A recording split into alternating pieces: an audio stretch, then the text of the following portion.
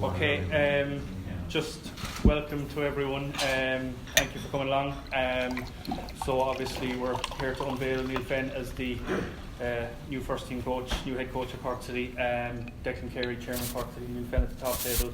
I'm just going to ask Declan to say a couple of words, and then Neale will say a few words, and then we'll take questions after that. Thanks. Thanks, Anna.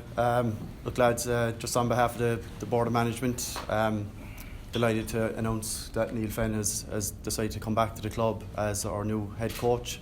I think it's very exciting times for the club. Look, I think it's a great appointment for us. It ticks all of the boxes that we wanted in terms of a head coach. He's obviously been with the club 15 years ago. I don't need to go into the details of the success he's had here as a player amongst the League of Ireland itself. Even before that, his experience in the professional game itself. And I think he's the right man to drive the club on now over the next couple of years as we try and bring the club back to where it belongs, up near the top of the table. And we're confident Neale is the man to do that.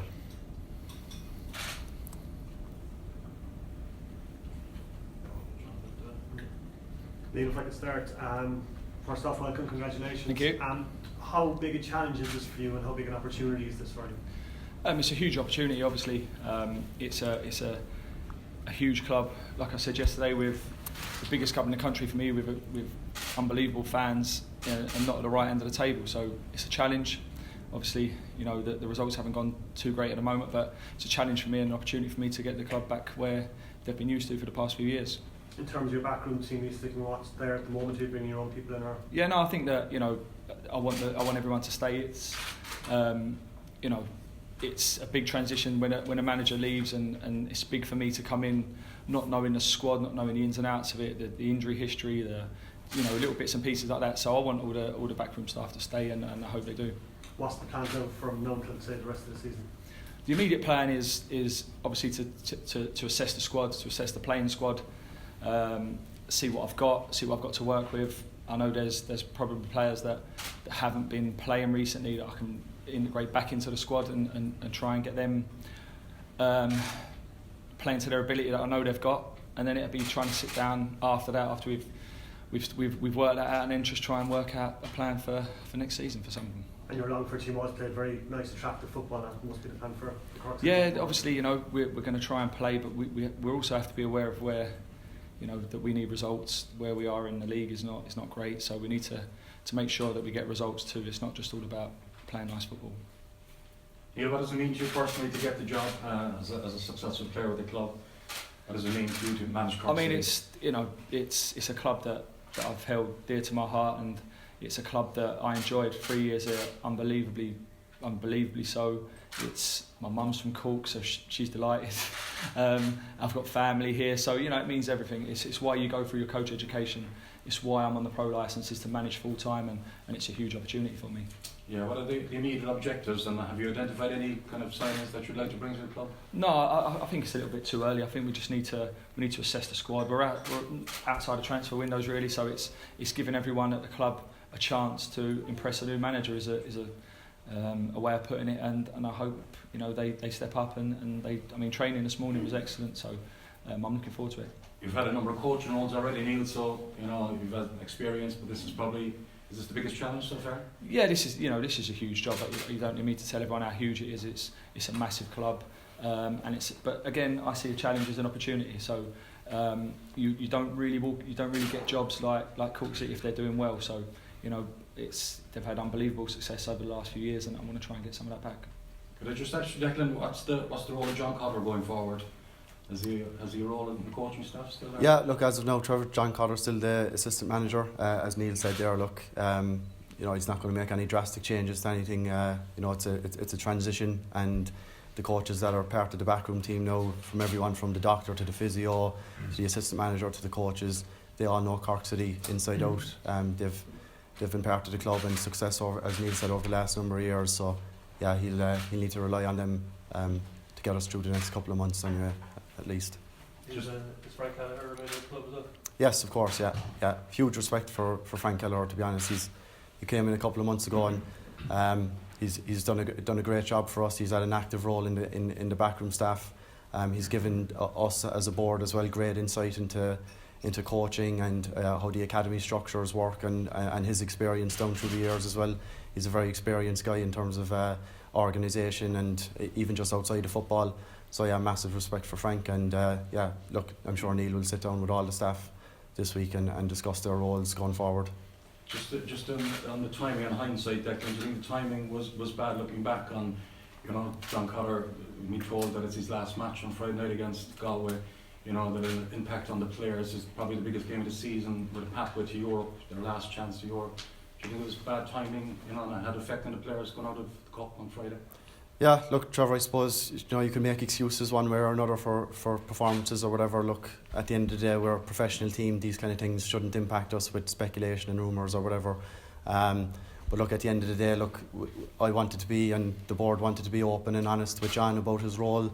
I've worked very well with him over the last couple of months while he was doing the interim head coach role as well. And look, yeah, we sat down with John and we were open and honest and upfront with him, which I know for certain that's what he would have wanted. We gave John the option then of when to tell the players and when to tell the staff. We offered him support with that, whatever way he wanted to manage it. He knows the players better than anyone. And look, yeah, that's the way he chose to make the communication to the staff and players. And, you know, we support John in that, and we've supported him for the last couple of months, and we'll continue to support him. Well, what funds going forward for Neale, obviously, you know, to compete with the likes of Dundalk and Shamrock Rovers, business, obviously. You know, what kind of funds will be available? You know, will it be funds there to compete, you know, to bring in the best players? And is there more budget cuts on the way, or what's the story with that?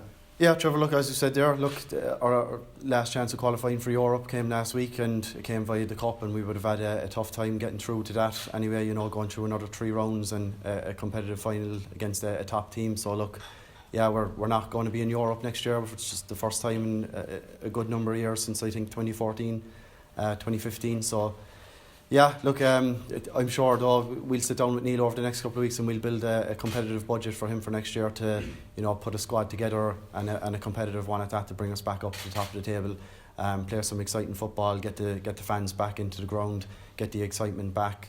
I know myself personally from speaking to supporters, speaking to our shareholders and members, that, you know, the morale isn't as good as it was over the last couple of years. That's natural. You know, we had a stack of trophies only 2-3 years ago. So look, that's changed now, and we need to bring it back, as Neale said as well.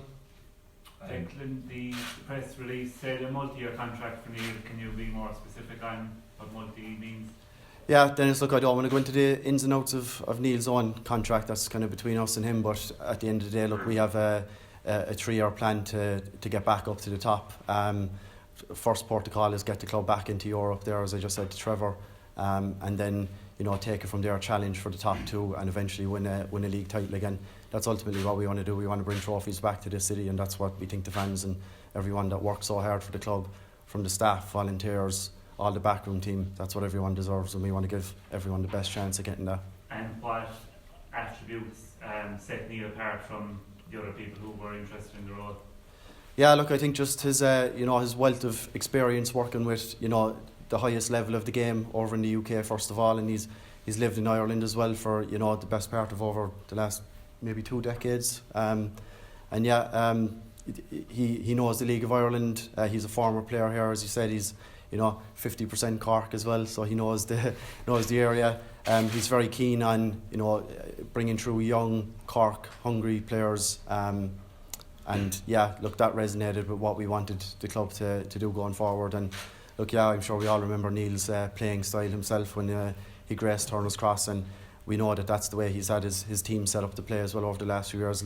You know, we've seen Longford Town games, and they played us in a pre-season friendly as well this season. We were, you know, very impressed with how they defeated us on that day, funnily enough. But yeah, look, we think Neale is the right man for the job, and yeah, we think he's the right man going forward. And Neale, was it tough to leave Longford when they were in such a good position and challenging for promotion? Yeah, of course. It was a very tough decision to make, but you have to make tough decisions in football, and this was just an opportunity that I couldn't risk someone else getting it. So, you know, I had to go for it. And of the managers you played under, is there any one or two in particular that you kind of model your style on? I do get asked that a lot. I've played for so many good managers, just little bits and pieces, but there's not one in particular that I really base myself on. I try and be my own man, but I just pick up little bits and pieces from Chris Houghton and Pat Dolan here, Damien Richardson, Michael O'Neill, Pat Fenn. There's just loads of very good managers, and just try and pick up little bits and pieces off of them. Neale, how important is to get off to a winning start on Friday, your first game in front of the home supporters? It's very important. I mean, look, you know, just from a morale point of view and for the crowd, you know, it's a big game for us, and you know, it's a chance for the like I said before, it's a chance for the boys now to play their way into the team and try and stay in it for the rest of the season. So I'm sure they'll be up for it, and I'm really looking forward to it. What are you expecting in Sligo? Pardon? What are you expecting? I'm expecting a tough game. You know, Bucco's teams are going to try and play, and you know, they've got some good players. They scored 6 in the cup last week, so it's going to be tough. But you know, this is what I'm here for.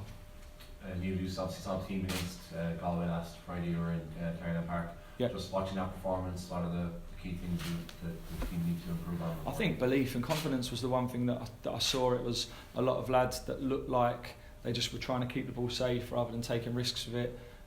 Not enough shots, not enough crosses, not enough people making forward runs. Just all a little bit safe and a little bit one-dimensional.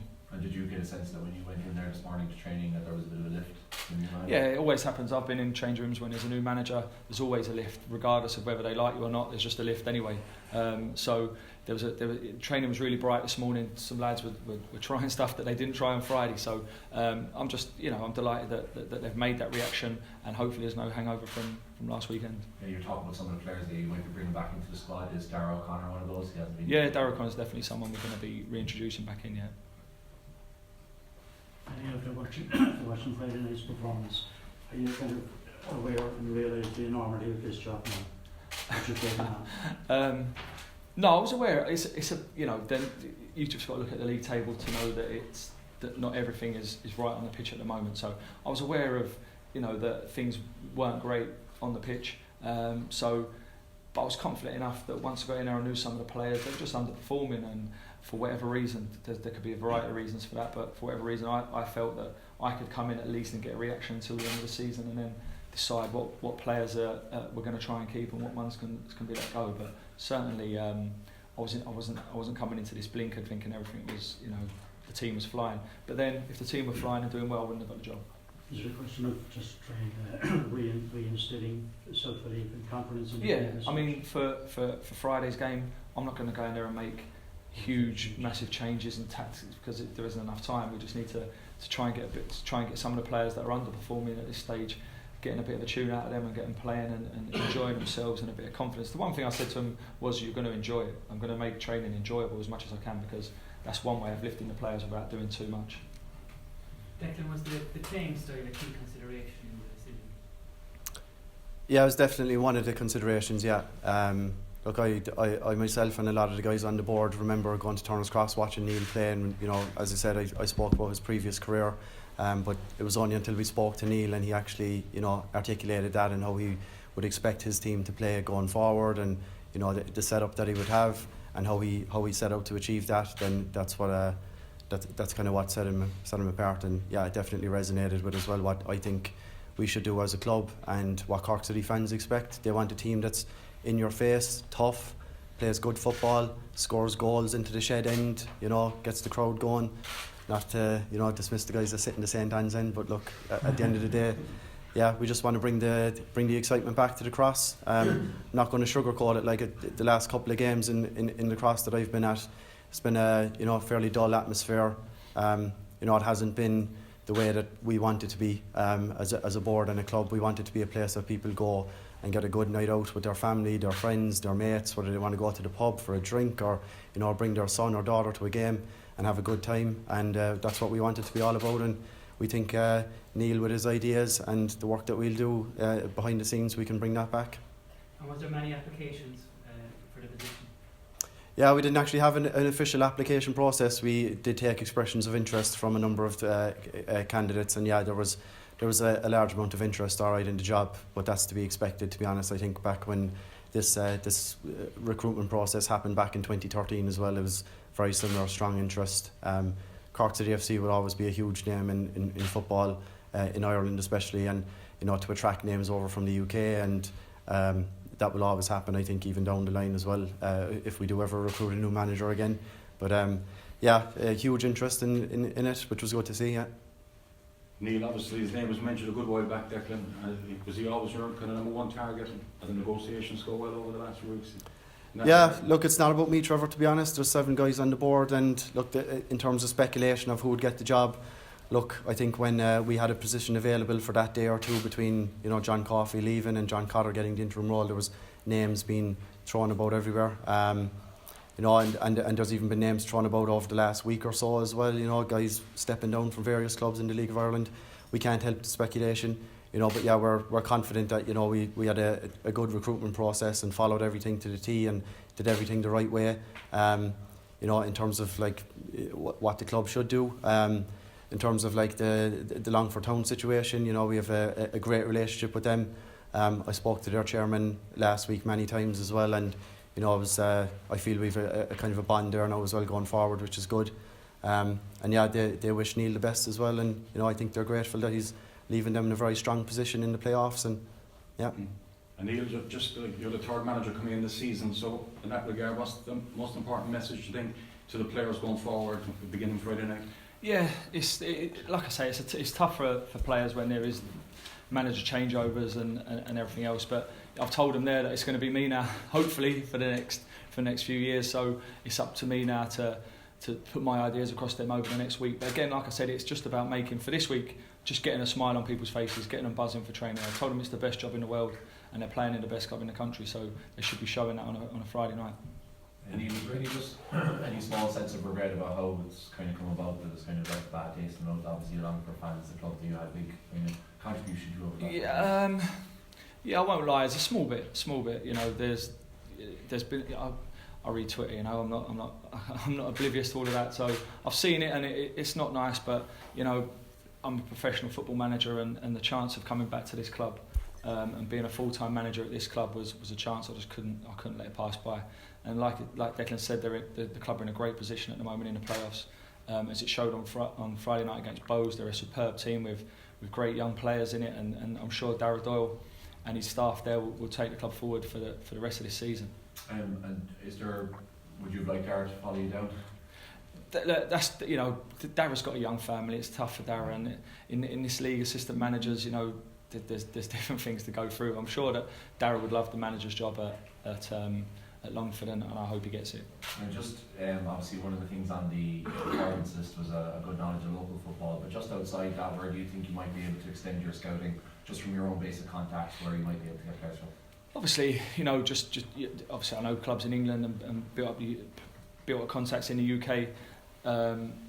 You know, there's a network of scouts and coaches and managers and assistant managers that I know in England. And you know, if we need to, we'll bring players over from there. But the focus at the moment is to assess what we've got. The 19s, the Cork City 19s have got some very good players. So as much as we can, we're going to try and promote those lads and try and get a base of Cork City, Cork-born players playing in the team. And just from your own experience of being very successful at that 2005 side and everything, what were the characters of that side that made it so successful, particularly when it comes to, you know, kind of very strong characters? Yeah, that's a good question, because most, you know, it was team spirit really. We had a lot of flair players in it as well, players again that like to express themselves and take risks. But the core of it was Cork. They were Cork-born players, and you know, when I came into it with this accent coming from England, and little Danny Murphy came in as well, but they welcomed us in, and we were treated like people from Cork, and that's part of why I loved it here so much. Anyone who come from the outside was treated just like someone from Cork. So, but the main core of the team was Cork players, and that's what I want to try and recreate here and get that team spirit again. Sorry, just for me finally, just talks that Joe Gamble could be joining you. Obviously, two you have a pretty good friendship. Yeah. You guys opened the shop a few years ago. Yeah, don't mention that. Was there any chance you might be coming down? I've spoken to Joe when I first, you know, you're trying to speak to people, especially I speak to Joe anyway all the time anyway, and I said to him, would you be interested? He says, I'm at Waterford at the moment doing strength and conditioning, so that's where he is at the moment. Whether that'll change at the end of the season, I don't know, but at the moment he's at Waterford, and he loves that job as well. So for the foreseeable future, that's where it's at. And Neale, how much you, so obviously from that 05 team, how much you looking forward to maybe working with the likes of Liam Carney and a minute on the coaching side of things? Yeah, I mean it was great. I haven't seen Liam Carney in a while. I see Benno a little bit on you do catch up with people on various coaching things, and yeah, it's great to be working with them again. I've got to be careful that I'm just not bringing everybody back from 2005 class of 92 kind of thing. It's not that. It's they're only here if they warrant being here. They'll only be here if Liam will only be here if he's a good coach, which I'm sure he is, but I haven't worked with him before, so I don't know. So I want to make sure that I'm not just bringing my old mates back because I had a good time then. They've got to be good at their job as well. And Neale, just being an attacker yourself, you'll be mindful of the fact that there's not too many goals from the attackers this year. You'll be anxious to set that right. How's your top scores as centre back? It's something that we need to address, and whether it's lack of confidence from players, because they've got the ability. I've seen it today. They've got the ability to score goals. It's just a lack of confidence, I believe anyway. So, but certainly, you don't need me to tell you that they need to score more goals, and they know it as well. So it's something we'll work on definitely. But it's the hardest part of the game, as everyone knows, and it won't happen overnight. These things are not. We're not going to. I hope we do, but it's if we go and beat Sligo 6-0, brilliant. But we just need to make sure that we're stepping in the right direction and moving forward and trying to build the confidence up for the players, because they are young and they hear all the. That's the one thing about being in Cork, you hear everything. When you're in Dublin, you don't really hear as much. Declan, how much pressure was there on the board making this decision, and how important is it that was right? Yeah, look, Andrew, just internally ourselves, the board, we sat down with a number of senior players a couple of weeks back as well, and they were naturally concerned about their own contract status and what would happen there, and they were speaking on behalf of all players. So since John Caulfield did leave the club, we did set about putting the structures in place to recruit for this role correctly and in the right ways. And then when we met the players, we gave them a commitment that we would resolve that and get things moving in that direction. So that was the immediate. And yeah, look, in terms of pressure, I spoke to Neale myself. Every football management appointment is a risk. But I think, given what he's said to us, and that, as you said there, the ideas he has, and bringing back the core Cork spirit of Cork City FC, which he had in 2005.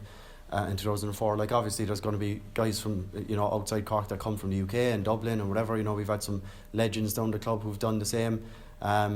So look, yeah, just having the the spirit back, and I think that's a major thing. And if we get that back, I think there's no stopping us then as a club. They can just the Cork bit there, and how important is it that maybe challenging the whole that you have maybe a core and maybe players going through the underage and starring for City in the future? Yeah, look, you're seeing that now at the moment. Even like Sean McLaughlin, who came through our academy, just left the club a couple of weeks back to go to the Championship, and there's youngsters now coming up through. Again, look, Conor McCarthy, he's the captain at the moment, and he's still a very young player, but look, he's got a huge responsibility on his shoulders, and he's a local Cork-based lad. Garrod Morrissey in midfield, and Marky Sull up front, so and of course McNulty on goal. So you've got Cork through and through the spine of the team.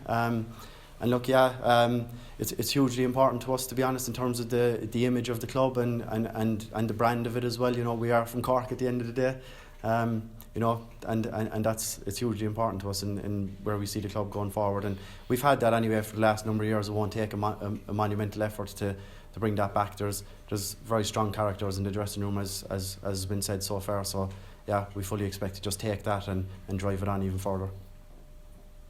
Neale, just between now and the end of the season, will you focus more just on getting results, or is it going to be bringing through more young lads and try to build for next season? Like I said, I've got to assess the squad, what's here first. I can't bring anybody in, as we know, so there will be young lads if there's injuries and stuff like that. But I'm working alongside a good staff who know the underage structure inside out. So there's certainly, if they feel there's a player ready to go and he's good enough to play in the first team, there's absolutely no problem with that. I can't guarantee it that we might win on Friday and we keep a winning team, but at the moment certainly open to any underage player that's good enough to get into the first team will certainly be given a chance. Just about the Scottish Challenge Cup, if City beat Sligo on Friday night, they'll actually be in position to qualify for the Scottish Challenge Cup. Do you now be positive to take away from the season with no European football for next year? You're asking about that? Between yourselves.